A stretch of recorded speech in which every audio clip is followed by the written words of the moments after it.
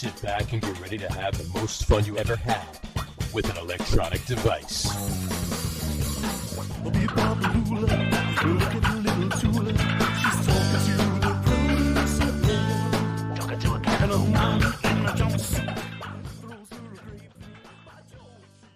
All right, everybody, welcome out to the Get On With It Sports Show. It is Wednesday, October the 26th, 2022. Jersey Johnny coming at you. With me, as always, is none other than Mr. RadioPete and Mr. Harry Lug Nutz. Say hello, gentlemen. Hello. Hello. What up? How is you today? Fantastic. Lovely. Last show Beautiful. of October. Rocktober is almost over. October's almost over. We will be doing next week's show in the wonderful month of Movember. And we're off with the We have to shave our beards. No, I'm kidding. Anyway, cool. So how are you two? What is Movember? I don't get it. I don't know. It's something I heard that somewhere. I was like, no, it's Movember or no shave. No, Is Mo from the Three Stooges finally getting that's Curly. Movember? Mo. We all cut our hair like Mo from Hey, From Mo. the Simpsons. From the Or from the Three From the Stooges. Three Stooges. The Three Simpsons. There you Yeah. With the go. Mo, Larry, Curly. I have to say, I always preferred Shemp. You know, I really did. You're one of those guys, huh? Goddamn shit. I mean, Curly's obviously the best. Curly's obviously the royalty there. So I have to say Mo's brother and Shemp's brother. They were all Mo, Curly, and Shemp were all brothers. No, they weren't. They were. Not really. Really? Yeah, sure.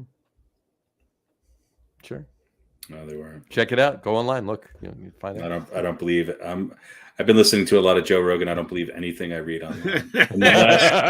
Unless it's from Joe Rogan or Jordan Peterson. Of course. Let's get them get them to weigh in. There you go. So anyway, had this pop up. I thought it was pretty interesting. I wanted you to look at each panel individually. Don't jump to the end. All right. Here we go. Quiz.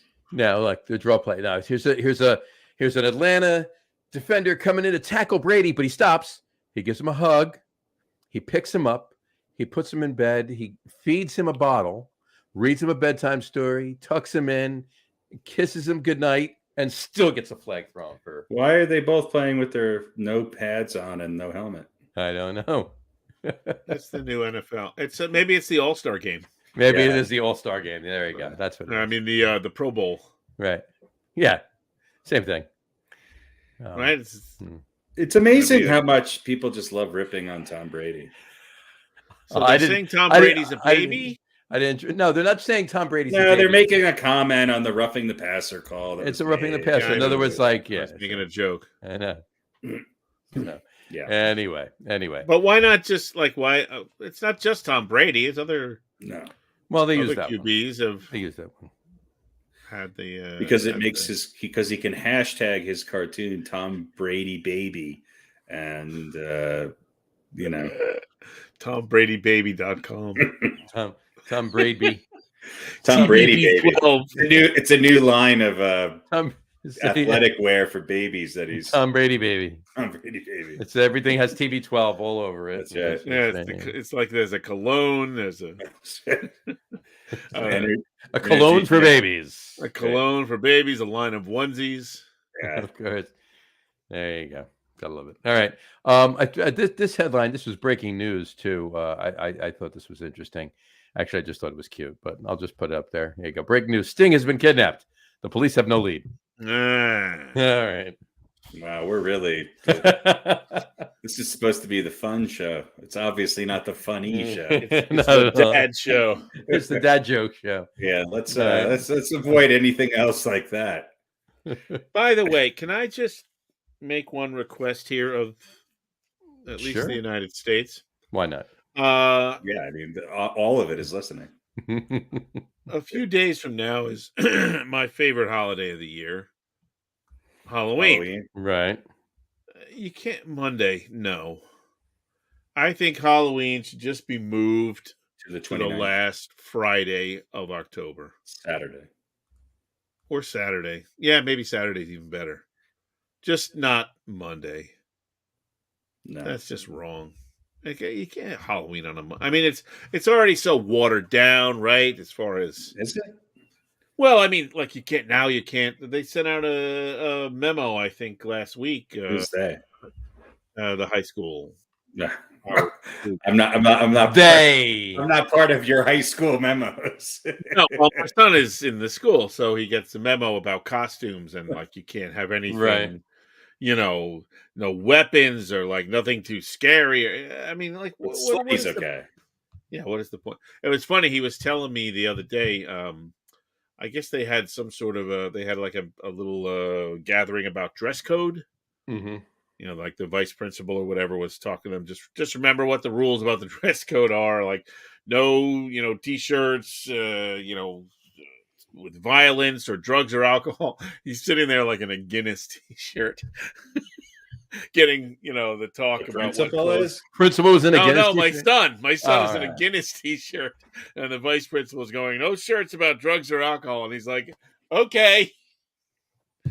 But I mean, it's just That was the it's Book of World Record shirt, not the beer. The Guinness Book It's, of World Records, of course. It's ridiculous. I mean, it's just you can't have any. I mean, anything that's anything, or just princesses and as long as it's gender neutral and gluten free, you should be fine. yeah, you can't have a pirate sword, right? You can't be a cop. I mean, you can, but you don't have a gun or a nightstick anymore. Wouldn't the opposite work for that too? If you're gluten neutral or gender free? Okay. Probably either one. 6-1. So I don't know. It just kind of. That you're going to say. I mean, one of the proudest moments of my life when kids would come to our house for Halloween, I used to have like a cloak and a mask and like a claw thing on my hand. And then you would change into your costume. And then I would put my costume on, which was horrific. And normally you just open the door and look like this, though. Yeah. Well, that was the mask, a mask of my face. I thought it was going to be a mask of my face. That was really, No, that one proved to be traumatizing. But of course. So they were like, I would scare some of the littler kids, but I wouldn't go or anything like that. So one year there were two like middle school age girls that were walking by on the road, and one of them, and I was giving candy out to other kids, and I heard her over say, she pointed to the house, and she was talking to her friend, and she goes, "Yeah, I went to that house a couple years ago, and they scared the hell out of me." And I was like, that's what it's about. Halloween's for. Yeah, that was one of my proudest moments of my life, that I scared like an 8-year-old girl on Halloween. And obviously, proudest moment of my life. Yeah, no, it's weird, but and then she got candy, so there was a reward. See, that's a kind of whole other thing. You get a fright, right. and then somebody gives you candy. But now it's just, it's terrible. The Get On With It podcast has nothing to do with this. It's not condone this behavior, nor can confirm that any of this ever happened. There you go. Now confirm nor deny, actually. There, to the best of our knowledge, there was no candy given to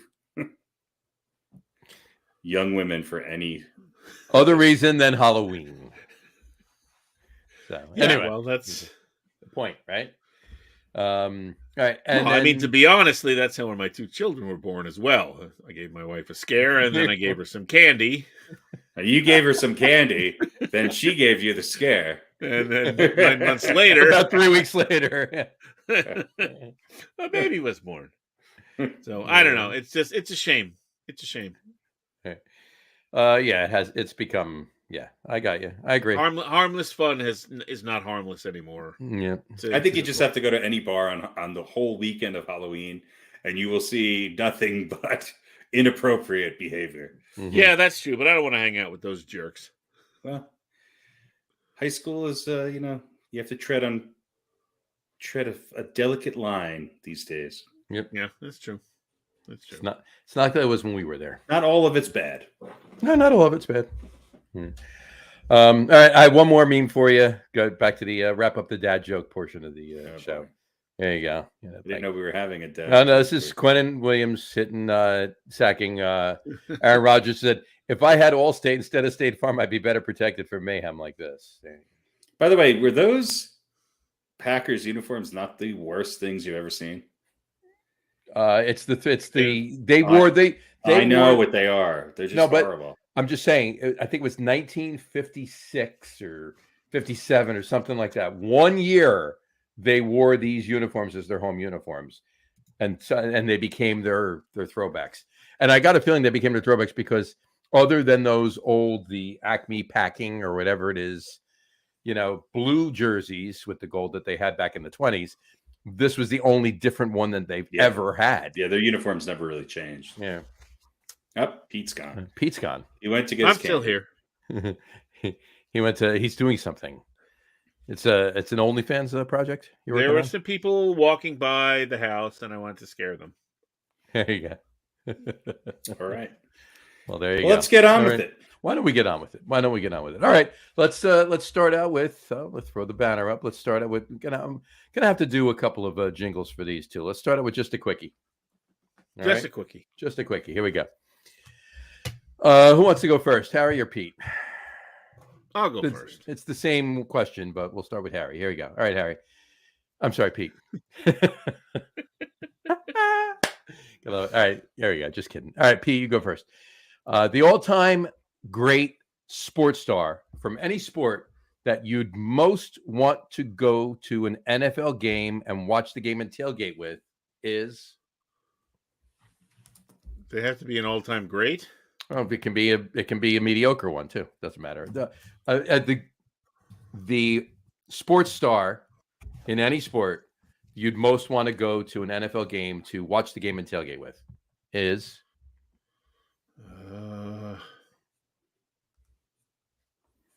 That's a good question. Who would it be? I'll say, Chad Pennington? I'll say Chad Pennington. There you go. Why not? Why not? Chad Pennington it is. All right. Harry. Anna Kournikova.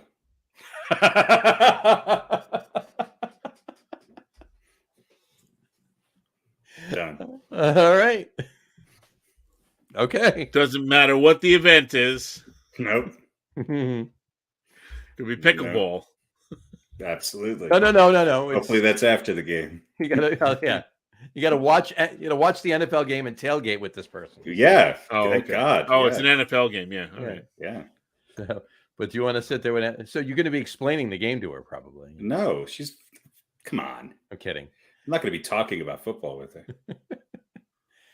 That's true. You're just going to be at the game talking about other things. I'm just going to be staring at Anna Kournikova. All right, fair enough. All right, short of Anna Kournikova, who would it be?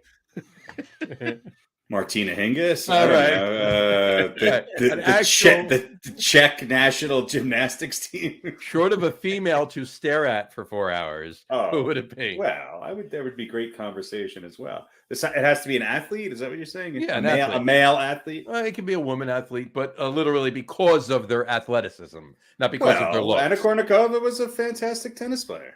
That's exactly the reason why you want to go to the game with her. Well, all right, really respect her game. All right, I did. Does she even speak English? I don't know. Doesn't matter. I was going to say. I hope so. Maybe not. Actually, it might be better if she did. Yeah, she wouldn't have to say anything. Yeah. We're going to be gone by the third quarter. I mean, does it have to be alive? No, anybody. Doesn't matter. I mean, for fun, I think it would be fun to go to a game with John Madden. Nice. All right. I like that. Are you writing this down? I'm documenting it. Yeah. I write these all down. We'll refer to them. Okay. In our memoirs. Now, cool. All right, John Madden. That's a good one. I didn't even think about that one. Whatchamacallit? Mine actually would have been Frank Gifford. Oh God. I just want to talk about Kathy Lee coming. I just want to talk about I don't want Kathy Lee. I just want to talk about the old school Giants. I want to hear some war stories from the 50s and 60s and that, Sure. So, but I might steal yours though, because that would be it. That would be Anna Kournikov's a good one. now you can take Anna Kournikova. I'll see you. I'll watch her from there because you're not doing anything with her anyway. So I'll just see her a little bit further away, and I'll hang out with John Madden. So cool. All right. That's just a quickie. And you know what Madden will say? Hey, I think that's Anna Kournikova over there. Is that Anna Kournikova over there? See, you take this section and you never mind. See, you got Anna Kournikova and you get to go to the face and then you get boom, and then you get it down a little boom. Every guy in this place is looking at Anna Kournikova. There you go. All right, cool. All right, let's move on to. Hang on. Our quiz. All right, our regular. Is it shorter this week? Is it shorter this week? It seemed really long last week. Well, no. That's the rapid fire quiz. This is the regular quiz. The rapid quiz is actually long. The rapid quiz. The regular quiz. The rapid quiz is the long one. Is this the sixth question? This is the sixth one. Yeah. All right. Before we start, I'm going to give you my answers. The New York Jets, Joe Namath, Shea Stadium, Chad Pennington, Joe Namath's brother, Ed, and the New York Titans. All right. Those are my answers. Well, that's for the rapid fire. That's for the rapid fire quiz. This is going to be something like between the years of 2018 and 2022. I'm going to list 4 cornerbacks, and you have to find 2 more. Both of you shut the hell up. Here we go. This week's quiz is top New York Jets offensive players from 1980 through 2000. Top New York Jets offense. There were 6 of them. The Jets were actually good in the 80s. Pete's actually going to get some of his answers here. Yeah. 1980 to 2000. Ken O'Brien. I'm going to give you 6. You would think. I'm going to give you 6. 4 got to stay. 2 got to go. Here we go. Write these down. By the way, I guarantee you, I might not know one of these. I'm going to hang up the answer to tonight's over-under here. There you go. The answer, not the... the actual answer, not the over-under. Yeah. All right. Shoot. Go. We could do 2 things at once. Go. Well, I don't think Pete can write with his... Well, you don't need to write. No, go ahead. Go ahead. I'm not going to know the answer anyway. Hey, Will, this is for you. There we go. Perfect. There we go. Perfect. You have your faces blocked out. There we go. Perfect. There we go. Okay, write these down. Here we go. All right, write them down. Ken O'Brien. Freeman McNeil.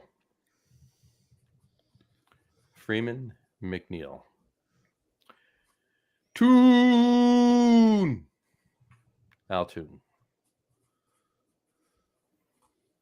Wayne Corbett.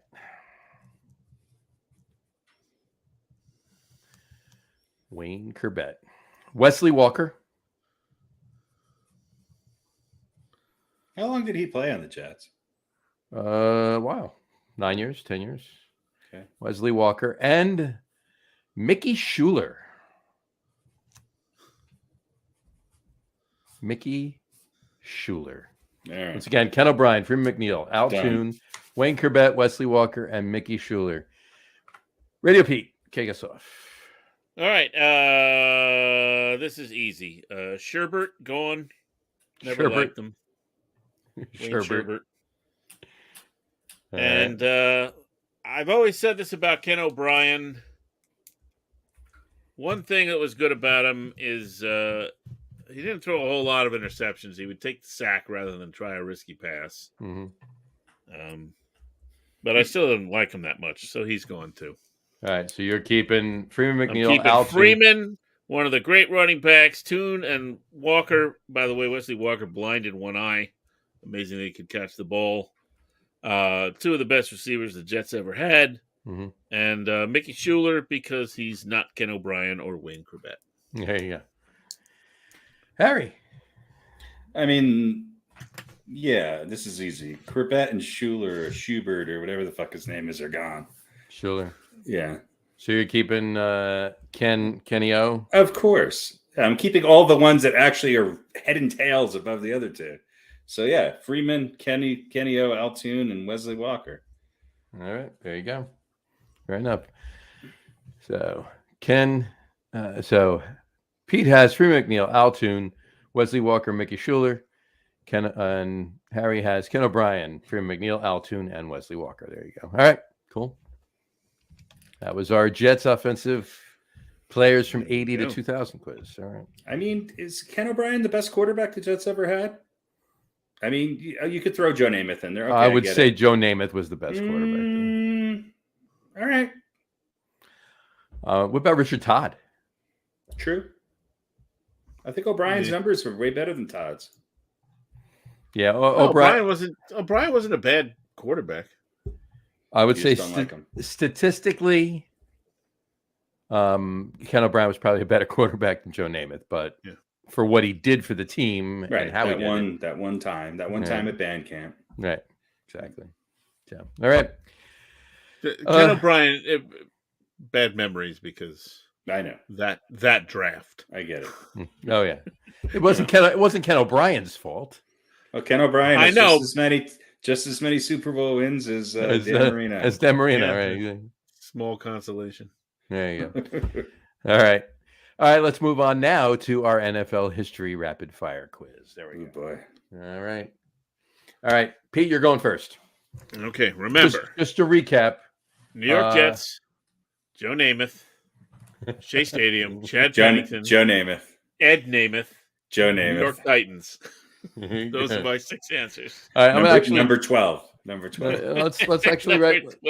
Let's actually write them down and see what they do. I might get 2. Come on, go. So go, what was? Go. All right, fine. Okay, here we go, Pete. You're going to start us off. Ready? You ready? Yeah. All right, yeah. Let's go.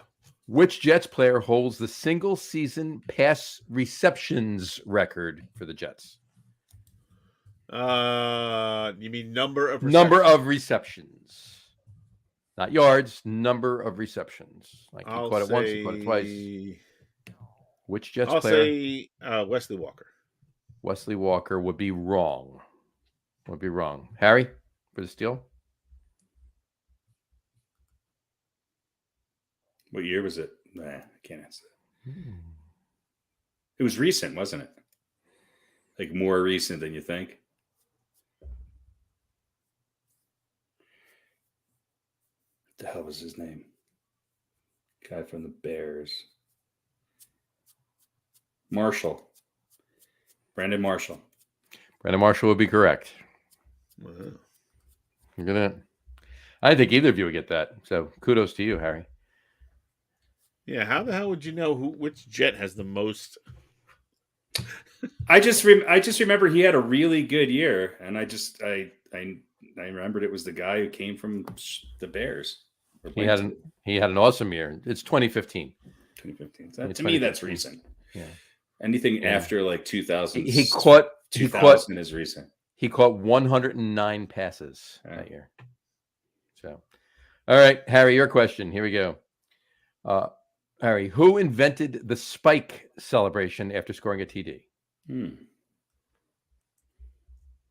Wasn't Billy White Shoes Johnson, was it? Is that your answer? I don't know who invented the spike. It was before that. Guessing maybe it was a running back. Jim Brown. Jim Brown would be wrong. Pete, for the steal. I'll say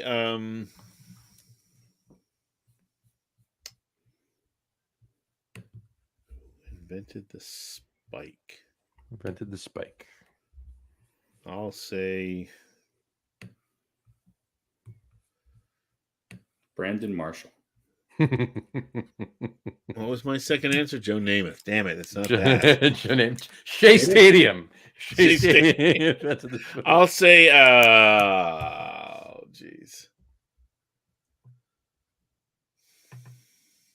Billy Sims. Billy Sims. No, it was way before that, wasn't it? Yeah, I know, but I have no idea. All right.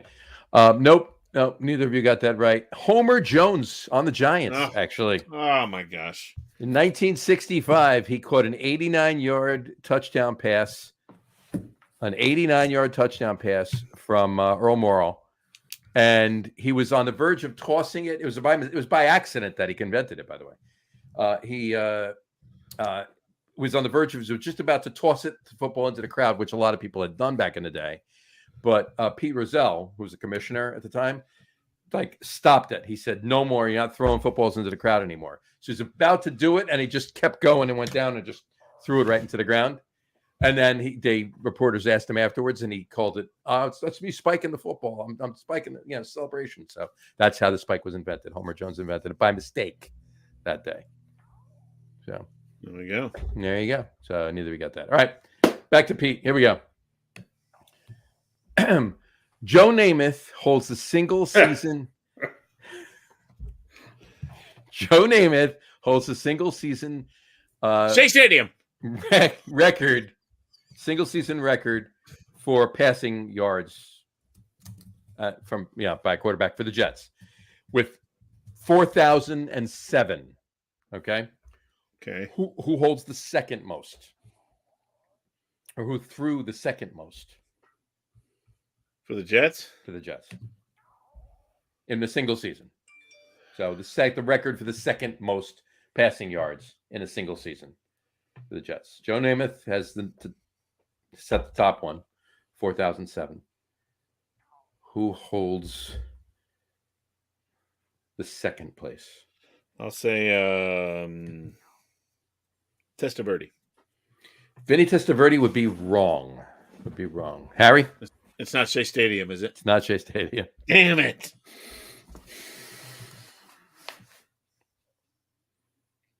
I also think that this is more current. I was going to say Ken O'Brien. I don't think it's Ken O'Brien, although I think he's up there.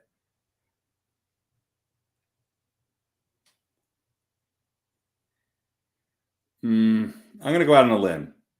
Mm-hmm. I think it was Fitzpatrick when he played for the Jets. You got it. That was the same year that Brandon Marshall caught 109 passes. Yep. I see. I remember the Jets had a really good passing game that year. See, Pete, this is what's known as a hint. Brandon Marshall in 2015 caught 109 passes. So, okay, yeah, you're making a huge mistake, though. What's that? You're imagining that I would know who threw those passes. You did. I don't know who the quarterback from the Jets. I mean, I know now. I have no idea. Chad Pennington. Was 2015. Chad Pennington's having a good year. So Ryan Fitzpatrick threw for 3,905 yards. So 202 yards shy in 2015. So, all right. Was O'Brien third? O'Brien was third. And probably fourth and fifth. Fourth and fifth, right? No, Testaverde was up there too. I did look at it. I don't remember. The only reason why I say this is because the numbers have continued to go up. That it does, even for every team, it's just whoever's playing now or more recently. You know? Right. All right, Harry, your question. Here we go. All right. Which player led the Giants in receptions in in receptions in 1990? 1990. In 1990. All right, 1990. Which player led the Giants in receptions? Mark Jackson. In 1990. No, it was not Mark Jackson. He was playing for the Bulls then. I know. I'm just Bavaro. Bavaro would be wrong. Radio Pete.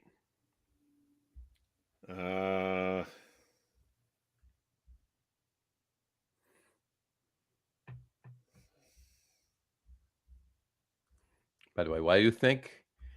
I just realized I made a mistake. The answer was Shea Stadium. No. The mistake was I didn't get our music playing for the. Oh. No wonder I can't concentrate. So this is the 89-90 season? No, the 1990 season. Okay, so the year they went to the Super Bowl. So they won the Super Bowl in 91. They won the Super Bowl in January of 91. So this is the 90 season, Super Bowl season. Super Bowl season.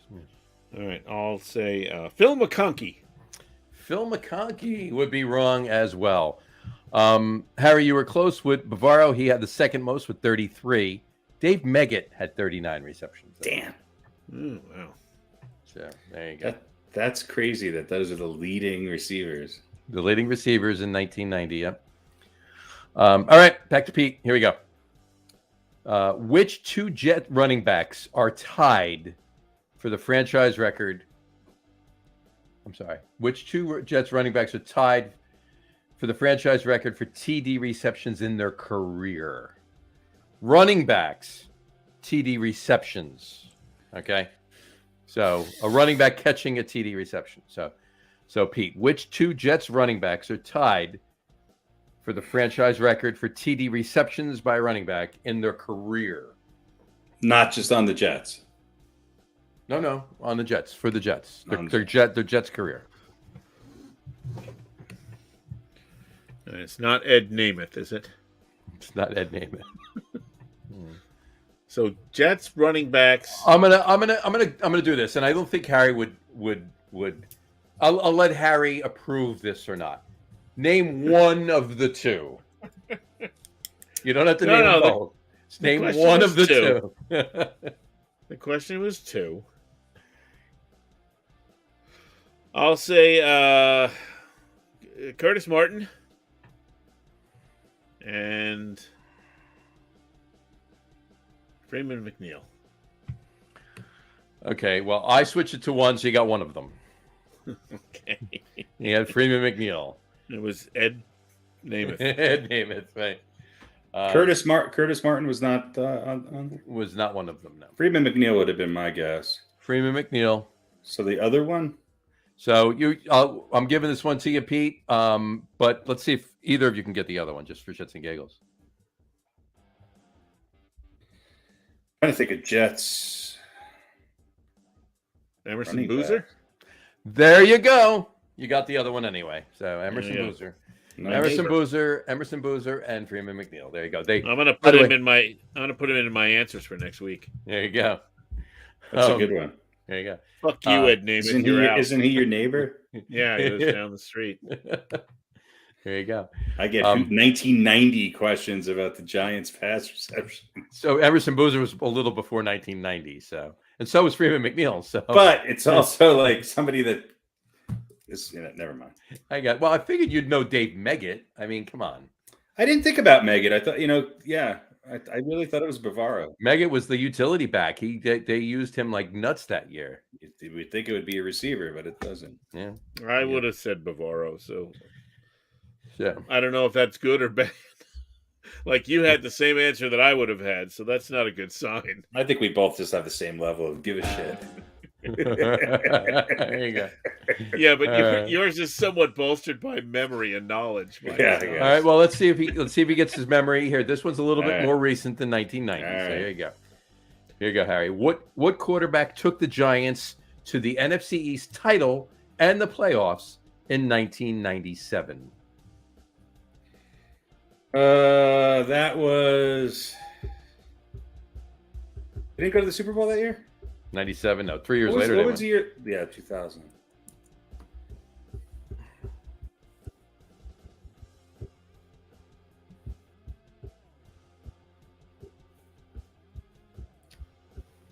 Was it Cannell? Very good, Danny Cannell. You got it. They went to the NFC Championship game with him that year? No. Not the championship. No, they went to the NFC East title. That's right. They won the division and went to the playoffs. Was he Did he start the season as quarterback? Yeah. He did. Yeah. Yep. With Chris Callaway as his wide receiver and Tiki Barber as his running back. So Danny Cannell. There you go. Not a bad year. Wasn't that bad. They went 10-5-1 that year. Mm. Do you remember who they tied? The Redskins. Very good. Give that man a cheroot. All right. Okay, back to Pete. Here we go. Pete, which Jet holds the franchise record for most kickoff returns for TDs in a season? And I'm going to give you a hint. It was this century. Okay. Okay. Well, that narrows it down. So, which Jet holds the franchise record for most kickoff returns for TDs in a season? I'll say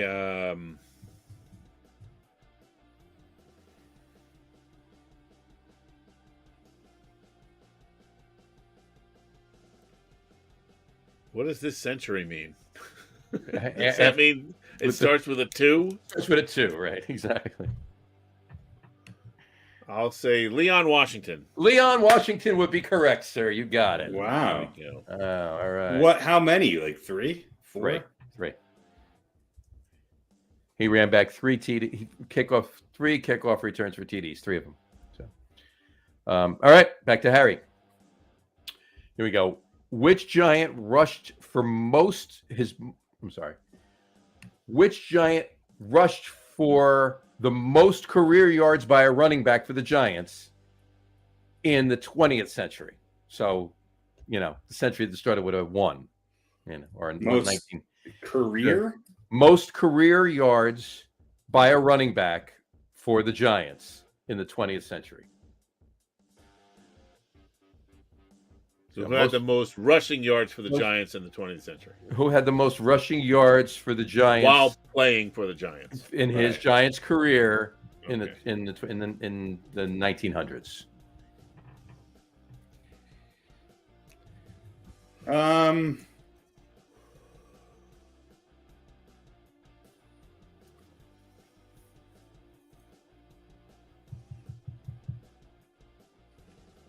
Did Hampton play into the 2000s?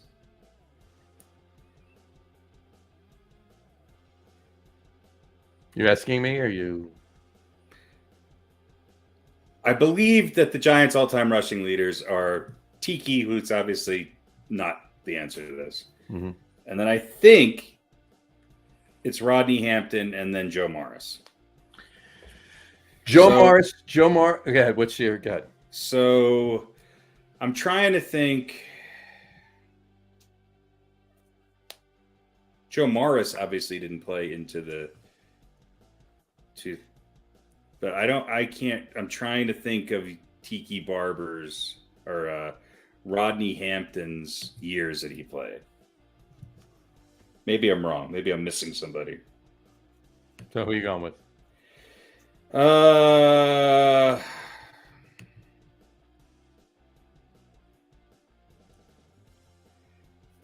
don't know. Rodney Hampton. What year was he fucking?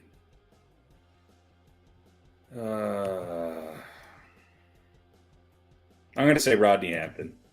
I was going to shoot you if you didn't. So, yes, it's Rodney Hampton. Joe Morris held the single-season rushing record with 1,516 in 1986. But in the 20th century, for most rushing yards in his career, Rodney Hampton had 6,897 yards rushing from 1990 through 1997. So see, he was close. He was on the bubble there, and that's when Tiki started becoming the running back. So, but Morris was close, wasn't he? Like 1,000 less. Yeah, no, he was close. Yeah. So there you go. All right, good. All right, back to Pete. Who is the most recent Jets head coach? The most recent Jets head coach to leave his post as the head coach with a plus 500 record. Career? Coaching the Jets. Career coaching the Jets, not in a season. Career coaching the Jets. Who is the most recent Jets head coach to leave his post as the Jets head coach with above a 500 record?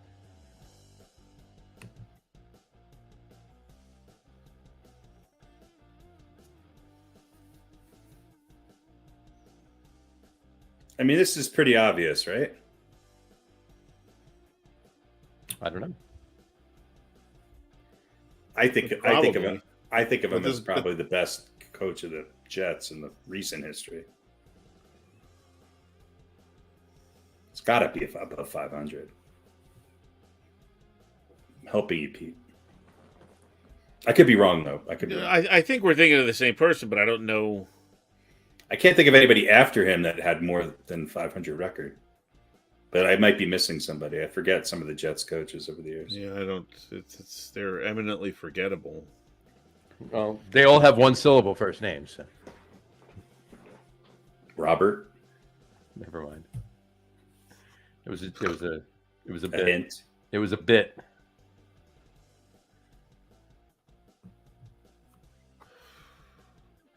Was it him? Maybe there was somebody there for a brief period of time that did have a winning record. I can't think though. Was it Herman Edwards? Is that your guess? I It guess. doesn't have to be. It's up to you. I don't know. I mean, I can't imagine he had a winning record. I'll just say Bill Parcells. I have no idea. Bill Parcells would be wrong. Yeah. Okay. It's got to be Sexy Rexy. No, it's not Sexy Rexy either. It isn't. Wrong. You're both wrong. The most recent head coach to leave the Jets post with a plus 500 record. Now, Bill Parcells left with a way plus over 500 record. But not with the Jets. No, with the Okay. Jets. With the Jets. But there was a coach after him. In fact, it was the coach immediately after him. No. Yeah, right. He left with a 0-0 record. Yeah, that was 0-0. No, there was one coach for 1 year between Bill Parcells and Herm Edwards, and that was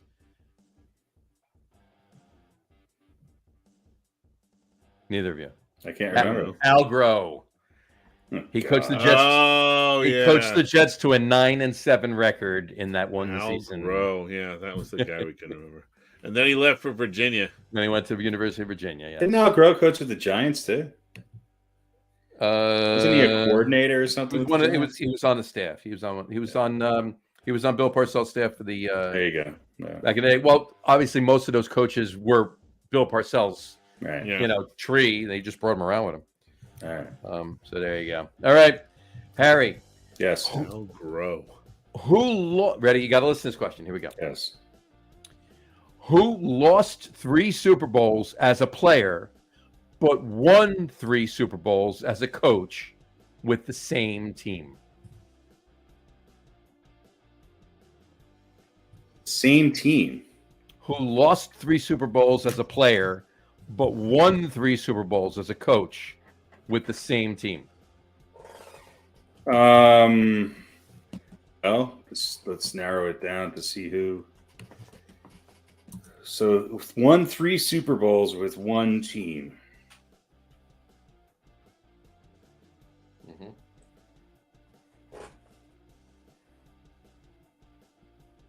As a coach, not a head coach. A coach. It's a head coach. Whatever that means. A coach. So it was a player. So it could. On a It doesn't team, have to be lost one. 3 Super Doesn't have to Bowls. be one team. No. With the same team. Same team. The same team. All 3 So losses. the 3 and 3 losses wins. and the 3 wins were all with the same team. Same team.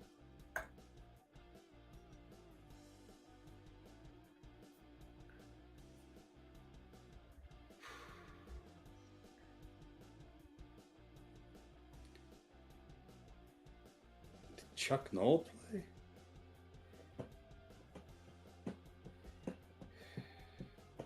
Same team. Same team. As a player and a coach. Yep.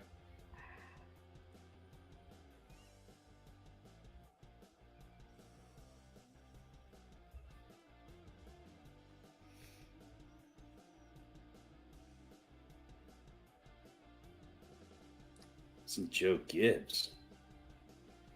Did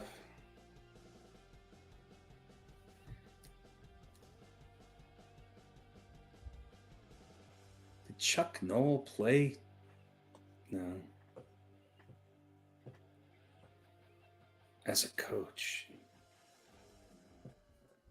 It's not Dan. I don't know.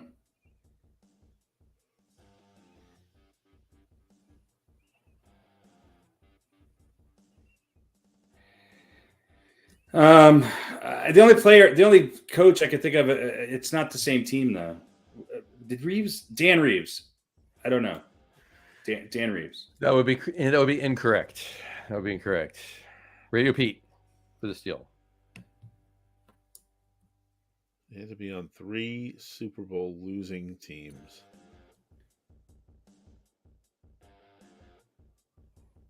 And then As a player. He lost 3 Super Bowls as a player, but won 3 as a coach, all with the same team.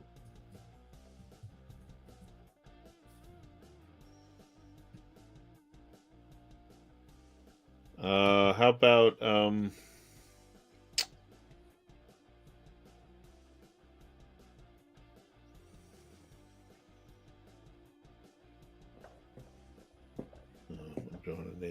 drawing a blank on his name.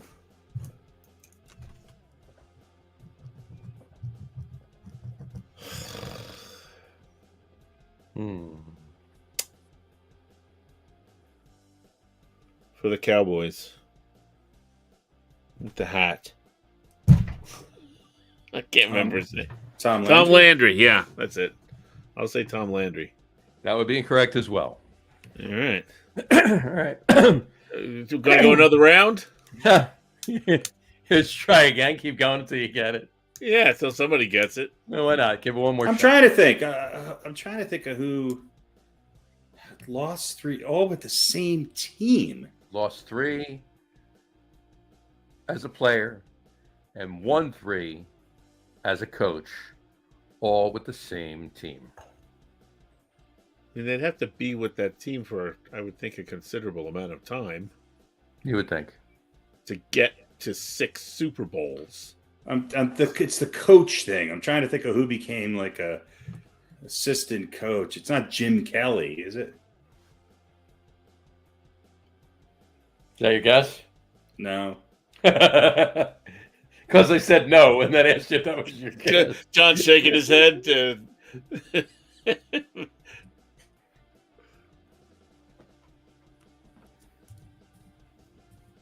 Well, Pete, you could throw another one in there too. Was it? I don't. They haven't won 3.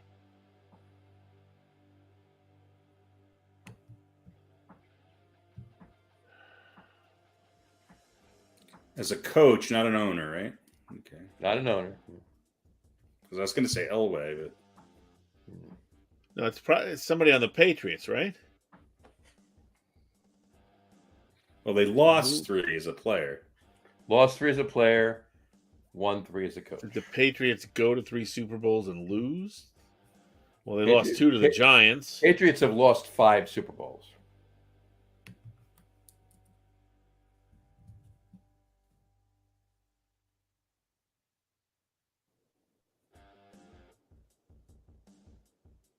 But they never like won one back in the day, though, right? So it'll be somebody relatively recently.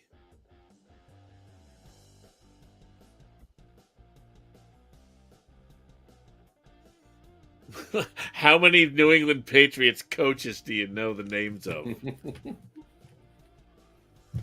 I don't think there's anybody on the Patriots who were on all 3 of those losing teams. I'm thinking it's a Buffalo Bill. Is it only 3? They didn't lose 4, right? They lost 3 as a player and won 3 as a coach. Yeah, what are the 3 Super Bowls that Buffalo won? Yeah, that's true. Because I thought of that too. I was thinking who was the back? Was it Frank Reich? Was the backup quarterback? I was thinking of him, but he didn't win 3 Super Bowls. Nope.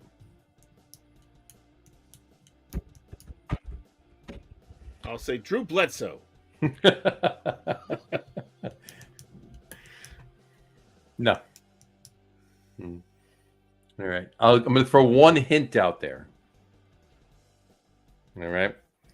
And then if either of you don't get it on this next guest, then that's it.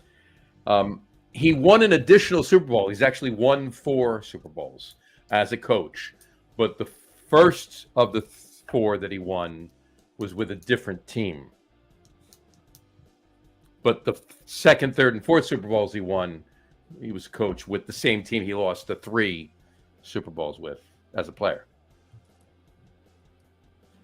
Not that maybe that doesn't help at all, but Well, that narrows it down to 1,700 different guys.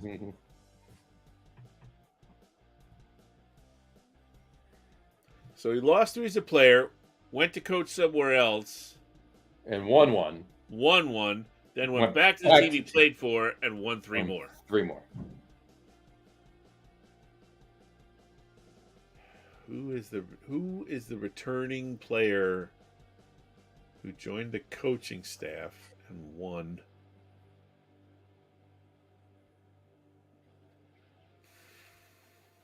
But who lost three?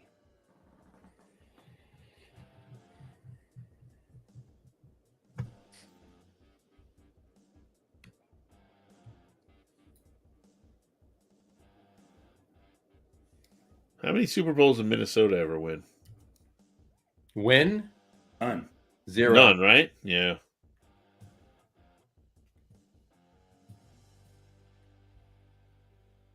I can't think of anybody. The most intriguing question I've asked in this segment so far.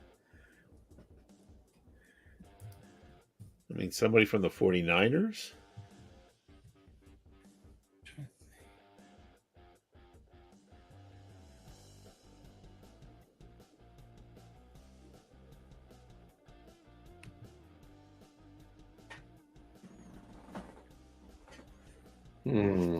I don't know. You don't know? Harry? Tom One more. Flores. I have no idea. All right.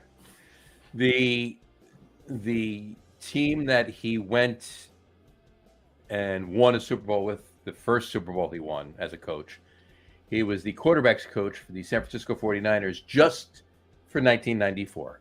And they went and won the Super Bowl against the Chargers that year.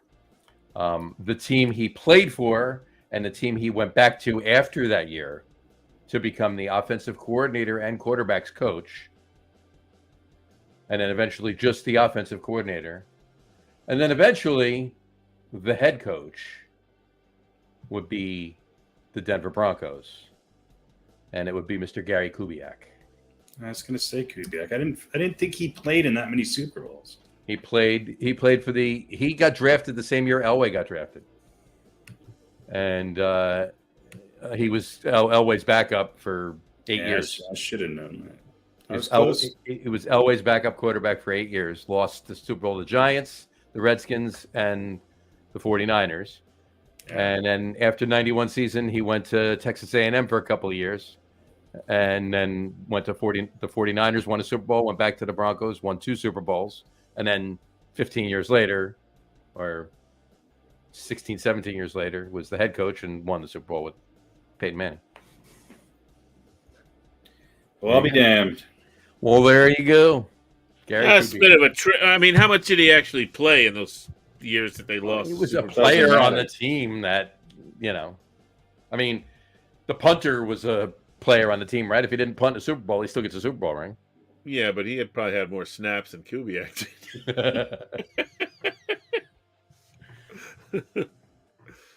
But yeah, you're right. You're right. Good one. Good one. Mm-hmm. There you go. You win a bar bet on that one. There you go. Okay, one more question each, and we're done. Here we go. Oh, geez. Pete, here we go. Which NFL team did? Bless you. Sorry. Which NFL team did the Jets blow out 41-0 in the 2002 wildcard game, which also, I should say, is the last home playoff game the Jets ever had? Once again, New York Titans. No. That's what I have written here. I got you. I forgot.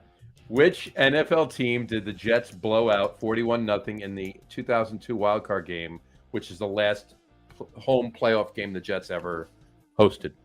I feel like this was part of a question previously.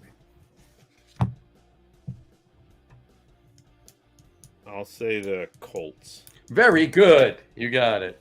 Yeah, I think I was at I can't remember that. I was watching that. I think it was an EVD for one of those ridiculous board op ships when that game was on. That was Yeah. Peyton Manning, right? Peyton Manning, yep. Peyton Manning. Yeah. And Talk talk about a what? a bit of a surprise. Oh yeah, and Shut him out. what? Shut him out. And what quarterback shut him out? Threw 3 touchdown passes in that game. Ed Namath. Pete, what quarterback threw 3 touchdown passes in that game? Santonio Holmes. Ed He Pennington. There you go. I don't know who he was, but I would love Chad to go. Pennington. I would love to go to a football game with him. Chad Pennington. Exactly. All right. If Anacornicova wasn't available, I would take whoever that quarterback was. There you go.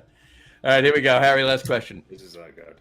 Which NFL team has played in the most stadiums but has never moved? You mean Like- never moved the city? Move the city, right? Yeah, never moved the city. What NFL team has played in the most stadiums but never moved their city? All right, let me ask a question. This exact city or the general metropolitan area? General metropolitan area. Where they are.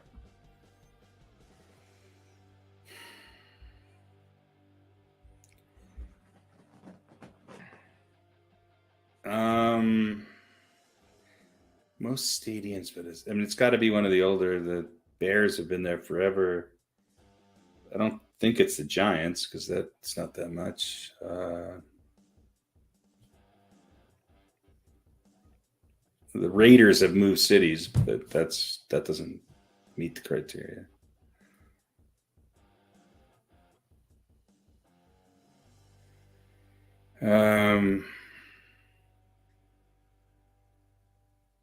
What's the number of stadiums? I can give you that. It's 8. Can you? All right. Well, then I don't know the answer. 8. Mhm.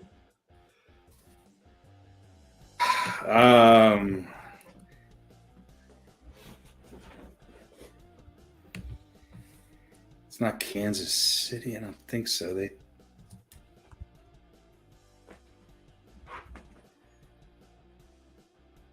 I'm trying to go through the list of teams. I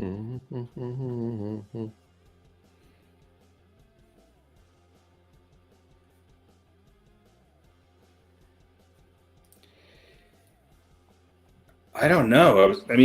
I think I know the Chargers have played in a lot of cities, but they technically changed cities, right? Chargers changed cities, yes. So that doesn't mean. I don't think it's the Giants or the Jets. I'm going to go with 8 stadiums. 8 stadiums. Kansas City Chiefs. Kansas City Chiefs would be incorrect. And they actually changed cities. They were the Dallas Texans at one point. Yeah, that's true. Yeah. Radio Pete for the steal.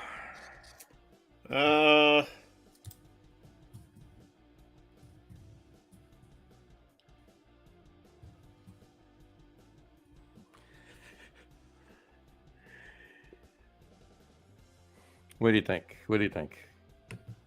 Like I want to say like. I mean, I know the Rams moved, but they might have played in 8 different places while they were in LA. But I don't know. I don't think that's the answer. I'll say I don't know, Miami. That would be incorrect as well. Is it the Patriots? It is not the Patriots. That is wrong too. Pete, you want to take one more? I'll say the 49ers. That would be incorrect as well. Well, let's just keep going. Eventually, one of you will get it. Somebody will stumble. I'm trying to think of. It's definitely not the Broncos. It's not the Raiders. I don't know. Did the Raiders see the Raiders would Okay, be there's been that moved. many. They moved though.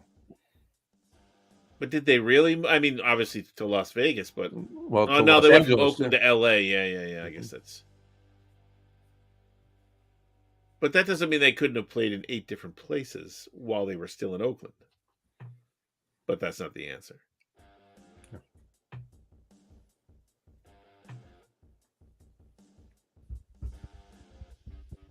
Boy, you know what?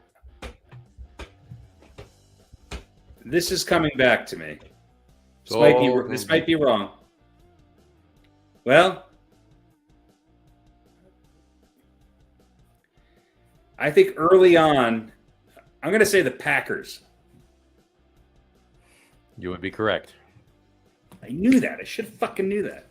I remember looking at reading an article about the fact that they moved around a lot before they 1919 to 1922, they played in Hagermeister Park. 1923 to 25, they played at Bellevue Park. 26 to 56, for 30 years, they played at City Stadium. Whatchamacallit,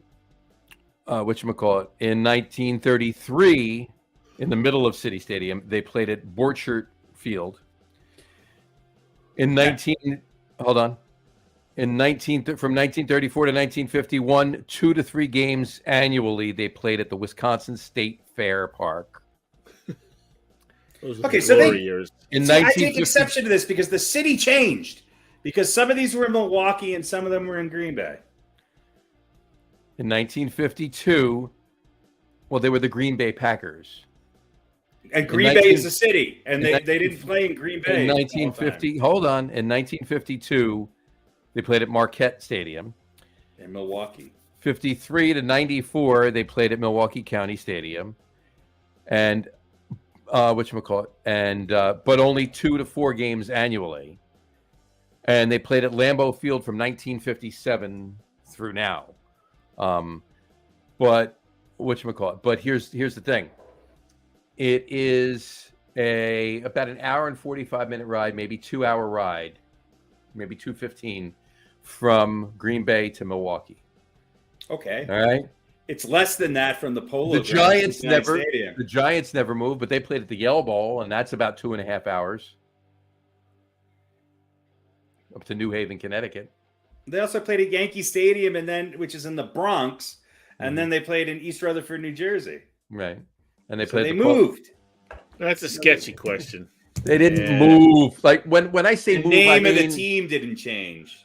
They didn't move. Well, they didn't move from Oakland to Los Angeles, and then they didn't move the Rams. They didn't move from Cleveland to L.A. to St. Louis and back to You're LA. telling me that when the Jets moved from Shea to Giant Stadium, it was not a big thing.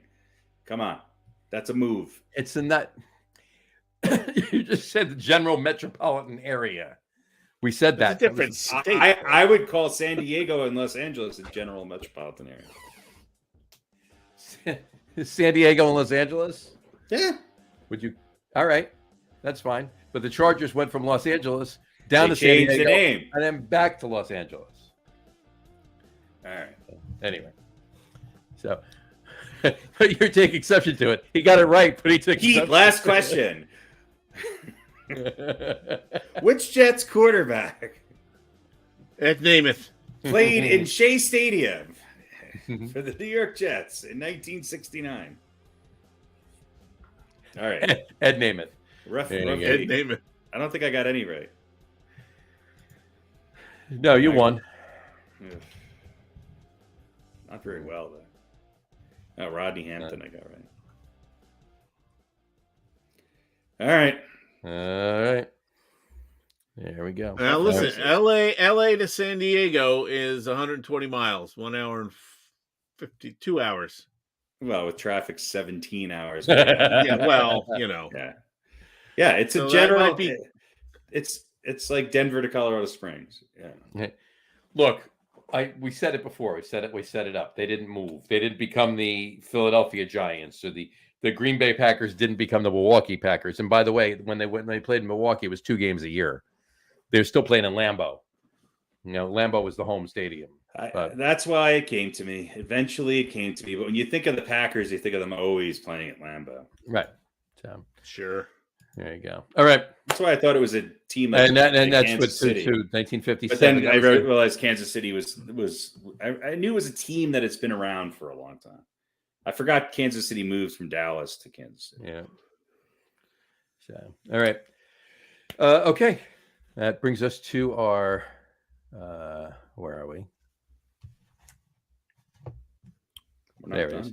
Yeah, our top 5 list. Our top 5 list tonight is the top 5 defensive players in the NFL right now, individual list. So let's just recite them all. You want me to recite them for everybody? There you go. So Pete's list is, and as follows: Nick Bolton, linebacker for the Kansas City Chiefs.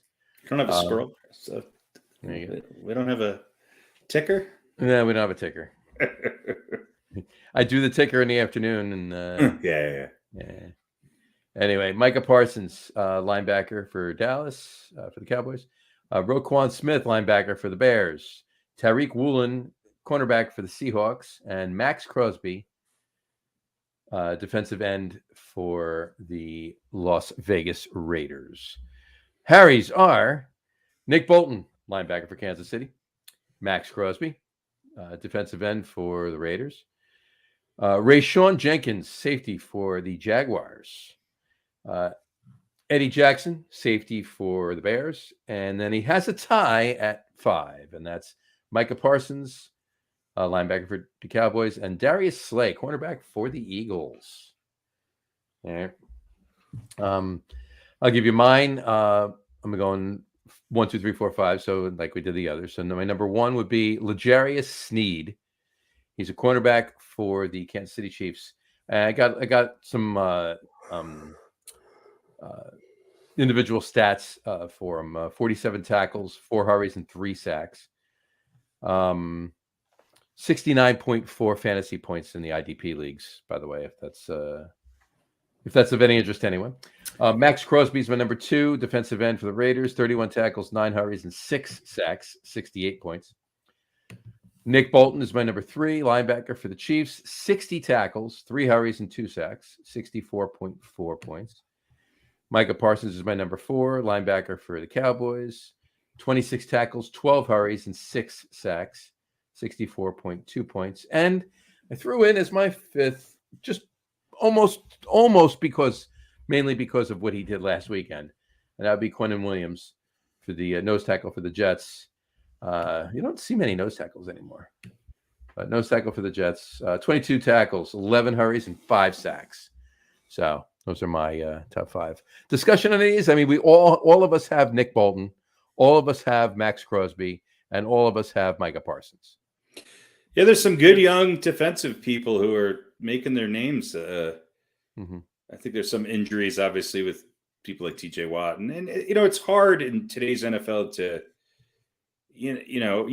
there's the obvious stat of sacks, right? And then you have tackles, which is usually an inside linebacker. But there's, when there's somebody that jumps out that is, a defensive back who's got 40 somewhat, tackles and has, 3 interceptions and has, 6 passes defended. Stats are there. It's a little hard to compile all of them. This actually took me a while for me to kind of make heads or tails of all this. I mean, you look at somebody like a Bobby Wagner for the Rams. I mean, he's got 4 tackles and 46 tackles and, 2. I mean, there's a lot of players that you could put up to where their numbers aren't necessarily jumping out, but there's a lot of players who are just doing quite a bit right now. And, having 40, 50, 60 tackles already through 6 games is pretty impressive. I don't care who you are. Oh, absolutely. It's a lot. Yeah, this was now, did you guys rank these like I just kind of picked 5 guys. I wouldn't say, the order I gave them was the order I have them in. So I had 1, 2, 3, 4, 5. So right. But I mean, if you're like Harry, you and I both had Nick Bolton number 1. Right. Does that mean you think he's the best player. I think so defensive far player. this season, I think and the reason for that is that he's got 60 tackles. He's an inside linebacker primarily with 2 sacks.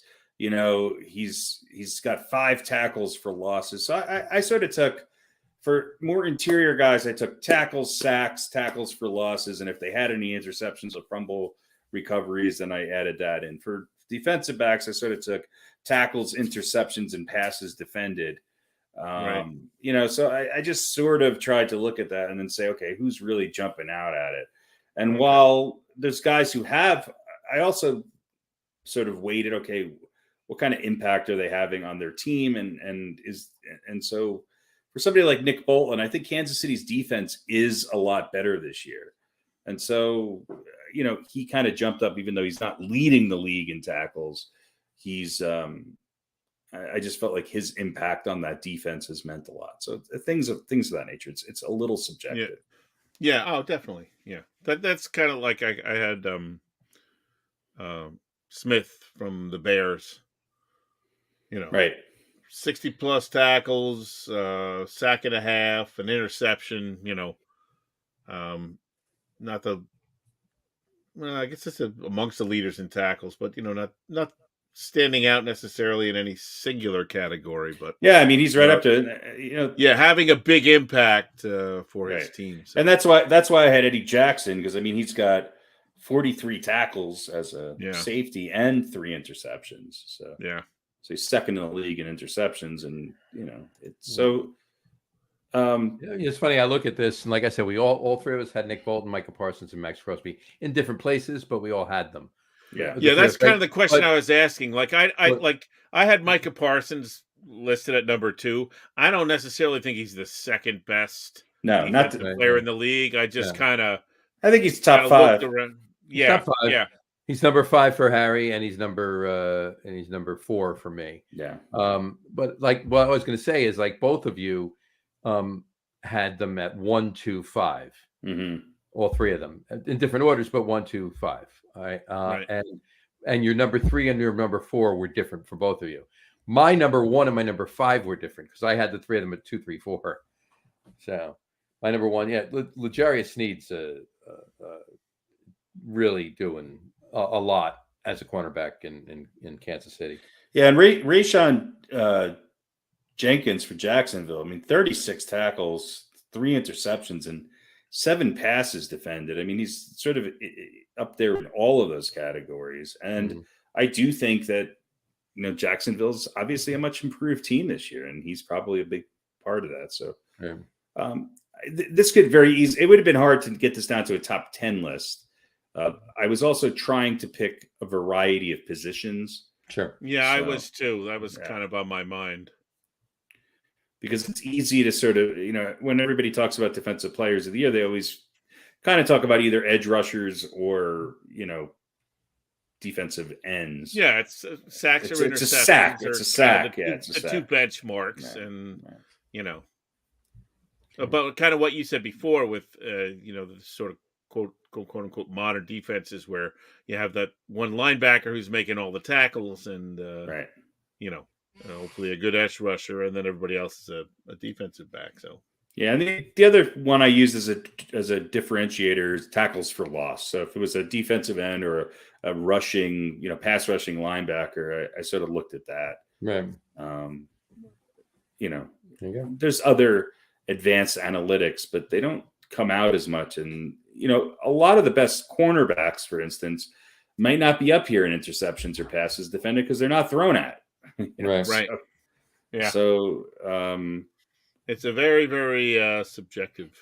But there's some safeties right now that are having really big years, putting up linebacker type numbers with tackles and still making big impact on the passing game. So it's interesting so far. Yeah. And there's some new names. I think there's it's not just the Nick Boses and the TJ Watts and the names that we've been, Aaron Donalds and the Nick, you know. Right.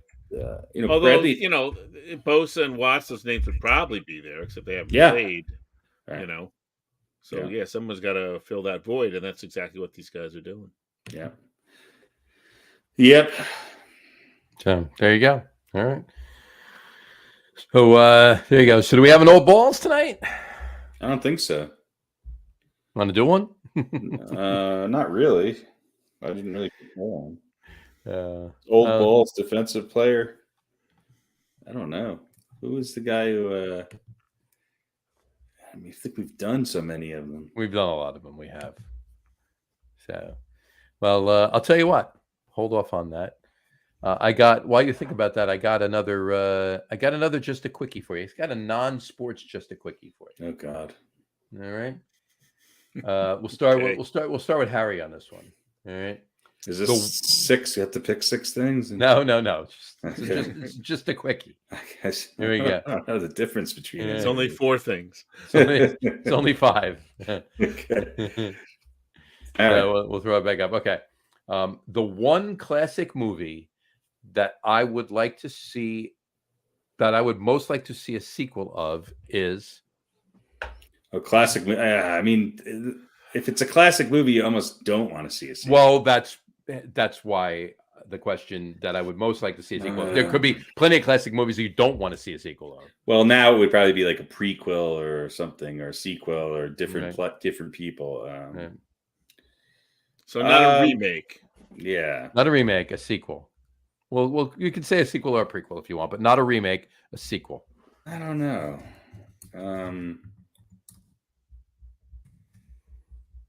The one classic movie that I would most like to see a sequel of.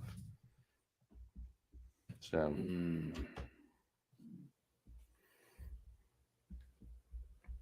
what could it be? What could it be? You know, I'm going to go with Beetlejuice. All right. I think that they could pull off a sequel to Beetlejuice. What would you think the plot would be? I don't know. Was there ever a plot in Beetlejuice? Not so much, no. I mean, it ended where there could be a more of a story there. Obviously, Michael Keaton would have to come back around and Right. something else and whatever. Yeah, but he could be vanquished by was it Winona Ryder? Right. Right. Yeah. Vanquished by her character. Mm-hmm. As he wants revenge for his defeat I mean, at the hands of it's a world of the undead. Could be fun, and I think because of the makeup and because of almost do like a Walking Dead spoof. Yeah, I think Michael Keaton could pull it off still. In a way, Yeah. So anyway, cool. All right, Pete. I'm going to say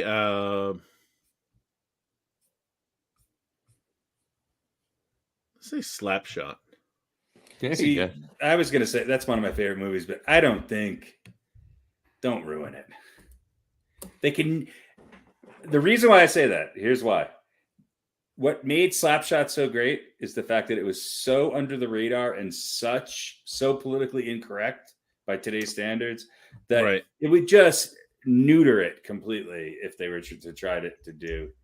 Well, if you had the right person making it, then someone with enough clout, then they could. Yeah. But it couldn't be what it was as far as that sort of incorrectness, so to speak. But it could be close. Cool. I'll give you 2 actually. My one that I was about to tell you, I'll tell you second, but I'll tell you that right now. My main one, and I'll tell you the laughing one afterwards. White Men Can't Jump. Oh boy, I'm not sure. I remember that movie. I mean, I know what it is. I don't remember. I don't remember the details of it. White Men Still Can't Jump.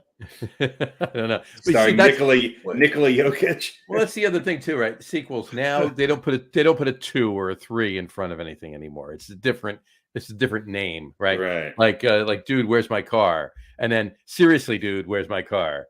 And Friday night or another Friday night, that kind of thing. Or 48 hours, another 48 hours. Maybe it's White Women. White Women Can't Jump, or White Women Can Jump. There you go. There you go. That's a whole different premise, though. I was just going to say, I would love to see any one of the Mel Brooks movies have a sequel. Because they were, History of the World was one of my favorites. Blazing Saddles, you can't do a sequel of that because they can't even barely show that right now. But History of the World, I don't know, Spaceballs, do another Spaceballs. There's so many incarnations of and versions of Star Wars now. Do a Spaceballs. All right, so I was on to something when I said White Men Still Can't Jump. White Men Still Can't Jump. There was a short film done in 2020 called White Men Still Can't Jump. Seriously? Now, is that about? It's about basketball. They're posing the same way Wesley Snipes and Woody Harrelson did, and on the cover of White Men Can't Jump. Yeah. So, yeah. You know what, I'll tell you, here's one that just came to me. This might be good. JFK. the Jackie story. No, Dazed and Confused. Yeah, they just sort of have to just keep making the movie. You know what I mean? The movie ends with the car driving. They just have to pick it up. I think they'd have to get new actors. They would, but you don't think Matthew McConaughey would reprise that role? Yeah, I think he would. I think it would be annoying. I think he'd be so annoying now that that'd be funny. Or maybe they take the original cast and they make them the parents, of the next breed of. There you go. Right, kids rebelling and want to go back. I mean, my cousin Vinny would 70s. Be good. My cousin Vinny. There you go. That would be good. I could see that. I could see that. My cousin Vinny Jr. My cousin Vinny Boombutts. All right. All right. The reason I thought about that was there's a new movie coming out. It's being released next month, I believe, and it's of course the Christmas Story, right, with Ralphie and You'll Shoot Your Eye Out and everything else. Mm-hmm. They did a sequel of it, and it's Peter Billingsley playing an older Ralphie and bringing his daughter to the house that he grew up in. But I'm curious to see it. I'll watch it, but I'm curious to see it because it can't be now, because he was like 10 years old or 12 years old in like the early 30s in that movie. So if he's in his 40s with was that movie really set in the 30s? It's set in the 30s, like 1933 or something like that. 32, 33. It doesn't seem that it seemed like more like early 50s. No, it was set in the 30s. Set in the 30s, yeah. But whatchamacallit? So he if that were the case, like the 70s or whatever. It's got to be early. If he's in his 40s, it's got to be in like the 50s or 60s. 70s the latest. But if it's the 70s, then he'd be taking his granddaughter there. Maybe he is. I don't know, but so I'm curious to see what they do. I would think the 60s would have the most comedic value, right? Value for it, yeah, because maybe. Of the culture clash and all that. Right. It's possible. So. Yeah, he'd have to be a middle-aged dad. Exactly. All right, so no old balls then, right? No old balls. No old balls. We do, however, have an over-under. We do. So let's get it going. So this is the Pete's box. So here's the answer right here. So last week we had the CVS receipt. Mm-hmm. Right? We did the over-under on the length. I think was it 44 inches was the length? 43 and 41.4, 43 and a half. So, of course, these are all comically long. And CVS receipts have a lot of coupons on them. I don't know if you can see that. Mm-hmm. So it's upside down, but it's a $2 off coupon. $2 off coupon, right? Yeah. So it occupies about yay much space. Right. Yep. And, of course, this is a 44-inch. I don't want to give away too much. This is folded in half, by the way, so that you won't be able to. So the over-under is how many coupons are on this receipt. So, and they're all the same size as the one I just showed you. Mm-hmm. They all occupy. So 44 inches. Mm-hmm. How many coupons? And the over-under is 9.5. 9.5. 9.5. And here is the stretched out. And that is the width of the receipt. The actual receipt, or is This it is the actual length of the receipt. Yes. How about the width? Oh, the width. Well, the coupon goes across the whole width. Okay. Let me hold up one coupon again. Okay. So there's one, and so one is this much. Yep. But it goes across the whole. So how many of those? John, I'm thinking 9.5. 9.5. I'm going over. John's going over. I'll go under just to make it interesting. All right. Shall we count? Well, you could just let us know. Yeah. Well, you know what? We'll do both. So we'll sort of run it by here. 1, 2, 3, 4, 5, 6, 7, 8, 9, 10, 11. Wow. 11 coupons on these. I didn't realize it went the whole. I thought there'd be some sort of actual receipt part. Yes, this part up here. This is That's it. This is the actual receipt part, and then That's all of this is coupon. And it's let's see what we got here. Extra bucks, $1 off rewards, $2 off Hallmark cards, $3 off, $15 of baby care wash, $3 off any trial, $5 off of baby care. I don't have babies anymore. $1 off trail mix, $8 off $30 Gillette's men's razor blade refills. That's been a good one. $8? $8. That's pretty good. Off of $30. Yeah. You have to buy $30 to get the $8 off. 50% off L'Oreal Paris Colorista hair color. I don't know what that is, but okay. It's a hair dye. So, yeah, crazy. There you go. What did I actually buy? Oh, it was a prescription. This is for one item. This entire ridiculous receipt for one item. And they can make a become receipt guy for Halloween. I might have to go there like twice more between now and then. Do that again. Put that around you again. I have to get one to cover my nipples, right? You get some tassels, some Walgreens receipt tassels. Make a little ascot, the receipt ascot. Tuck it under and make a little there you go. or a bow tie. Yeah. What do you go make out to the bar? Go out to the bar and they go, "Hey, baby, you want to have a drink for me?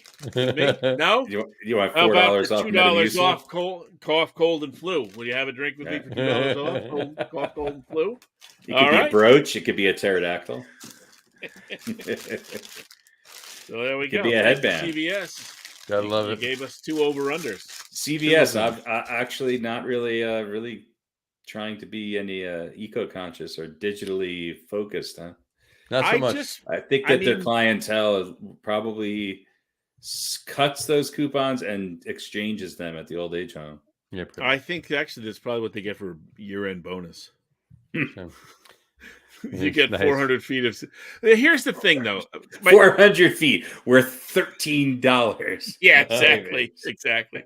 Here's the thing, though. They must know it's a thing, right? There's memes about this. We all know it's a thing. Right. So, do they?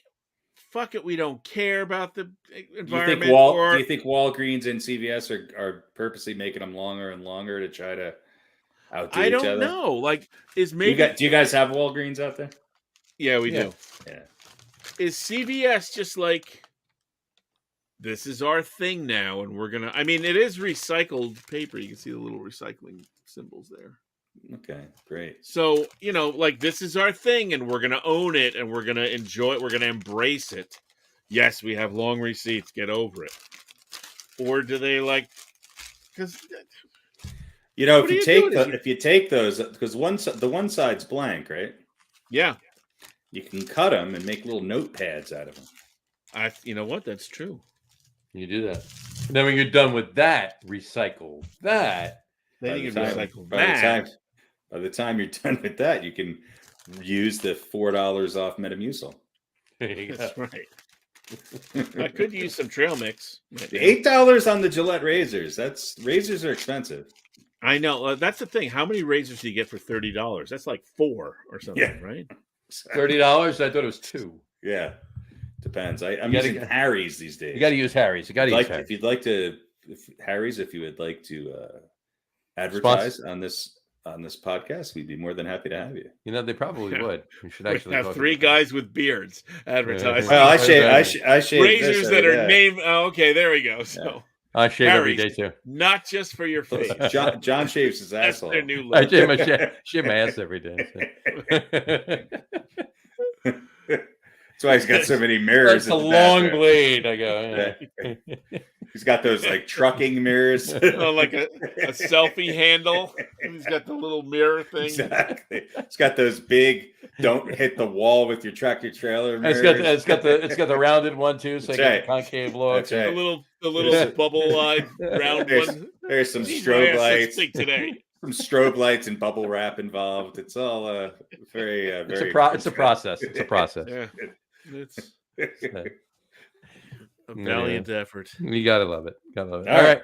Anything else? What do you got? You good? You know what? One thing I thought you might. I don't know if you guys find this interesting, but Danny Green, NBA player, sure, traded from the 76ers to the Grizzlies. I think he's rehabbing a knee injury or something. Is gonna do some reporting for ESPN. Okay. While he's rehabbing. Joining ESPN in a part-time role, giving his analysis and opinion on what's happening in the NBA. Now, I think he already does a podcast, but he's going to be on. Who doesn't? Right, who doesn't? Yeah, that doesn't mean anything. But we should start one of those. He's going to be on, like, I think. Okay, here it is. Going to make 15 appearances on ESPN. According to the Memphis Commercial Appeal, which I guess is a newspaper or some sort of maybe an online news source. It's a compilation of Walgreens receipts. It could be. I just bring this up because, like, do we expect him to be really like he could say some shit that might piss some guys off, and eventually they've done this before. They've done this before when it's playoff time and they're not in the playoffs. They've had players. They're probably just grooming him. They're probably just grooming him to nearing the end of his career. He totally admits this is what he wants to do when he's done with his career and what he's always had an eye to doing. But he might have to play in another month against somebody that he smashed on national TV. And Danny Green does come from the San Antonio Spurs tree. I don't think he's going to say anything to. I think he'll probably be able to control himself. I guess so. Yeah. Fair enough. By the way, he's got 3 championship rings. 3. Yeah. Thank you, Kawhi. Thank you, Tim Duncan. Yeah, exactly. We're all 3 with the Spurs? I assume so. It says he played in 4 finals. Yeah, well, they lost one. Remember, they lost to LeBron and the Heat? Mm-hmm. Yep. They should have won that. So anyway, that was the Ray Allen shot from the corner, right? Also says that Draymond Green has a similar partnership with Turner Sports. I know you'll be happy about that, Harry. I can't wait. Signed a multi-year agreement to make appearances on Inside the NBA. He just looks like a talking asshole, and I'm not talking about his personality. It just looks like a fucking butt mouth. I hope Danny Green is smart and doesn't. But I mean, what if something really ridiculous comes up and then Draymond Green will punch him? He'll get in the game and get smacked. Another hard foul on Green. One thing we did not mention 2 weeks ago is that it's funny how Jordan Poole's contract extension went through very quickly after he got punched by Draymond Green. Yeah, nice. Yeah, that's a good point. By the way, Pete, did you look at what the answer was yet? Sitting on the yellow paper. Yeah, I actually counted it out. Let's see if it actually matches what the actual answer is. I wrote down the answer. 11. There you go. There we go. There you go. One of these days I'll get it right. Well, that one was easy too. When it's like 35, I don't want to count out, Yeah, there's paper clips in a box. There's 140. Am I okay? 1, 2, 3. How many times is there less or more than 140? This is true. That's true. All See, right. I would leaving. do that. I would count out the paper clips just for the comedic value. Of course. But the actual. And I would sign off about it. yeah, and Harry would be like, whatever, I don't care if I won or lost. I'm out. All right, that's it. That's all I got. You got it. On that note, we'll wrap the show up for today. I want to thank everybody for watching. And for those of you just listening to the audio podcast, thanks for listening. Don't forget to visit our website, www.getonwithitpodcast.com. That's getonwithitpodcast.com. And please remember, like us and follow us on all of our social media, Facebook, Twitter, and Instagram. Just search for the Get On With It podcast. And of course, all of our shows are available on YouTube as well on the Logger Room channel. Remember, we go live with a video podcast on both Facebook and YouTube every Wednesday night around 7:30 p.m. Eastern Time. For those of you who just want to listen to the audio podcast, you can do so on Apple Podcasts, Spotify, TuneIn, Stitcher, Google Podcasts, Amazon Music Podcasts, and iHeartRadio as well. And if you haven't done so already, please subscribe to one or more of those feeds and you'll never miss a show. Again, thanks for following along with us. Have a great rest of your week. Have a wonderful weekend. And we will talk to you next week, folks. Take care. Cheers. Bye, everybody.